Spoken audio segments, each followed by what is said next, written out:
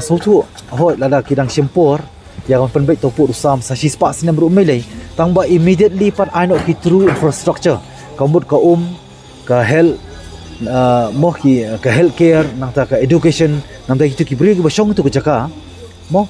kenam kim numlong kimilan ti numlong depend you aki way pat ki state mara la ki tu ki beri basong tu ka jaka ada kidang depend ya ka jing isingai jong ka state asam ti ka dei ban sha use sha exploit kan baka state jong government jongi kam simalai por balik ek tu ki beri ki basong tu jaka kam simal ai ki sunang ton perta ki sunang ton pelong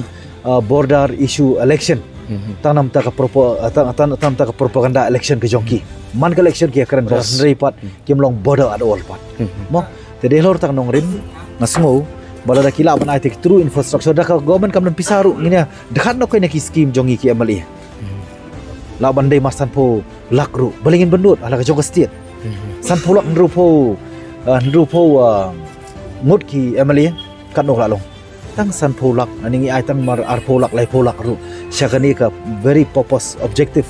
banai ei taki developmental activities hang ti ki jaka ki badon po border ken kelas kem nomor darangi ya bi ga government of Assam kale komno ka capture ya ka encourage ya ki jaka ki jongi ka capture ya ka hok ke jongi da ka balik kerteng jong development ti balingi mla ya ka ju instead of ki development kita development kelas camp yang jeng long hok long try dalam pala pembit topuk usaha menurut tom milih mereka mesti benang sya encourage nak kapor demar kadau ngad demand ya kabolong possible bala da ka government of Meghalaya kalong serious ni ki issue dalam pala ban solve ribu no iki police outpost ke karena manum sya syo syadat manum sya peniap manum sya sim kai ko mensim belui jong ki pradok persana bujengi bara bala police force ai ki ka clear instruction direction ba kim dei ban sha ba ki wei pat kene don bor tang si injuru lada kadai banokam ka bor panokam ko mole ka Mizoram madewan siat bet temar kadau horor kani ki issue ngada kuang ada terang palat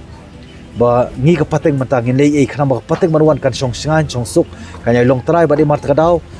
nga slur bat nga slan banong balada kimlong serious ai nga tu department ngan pedi de kakap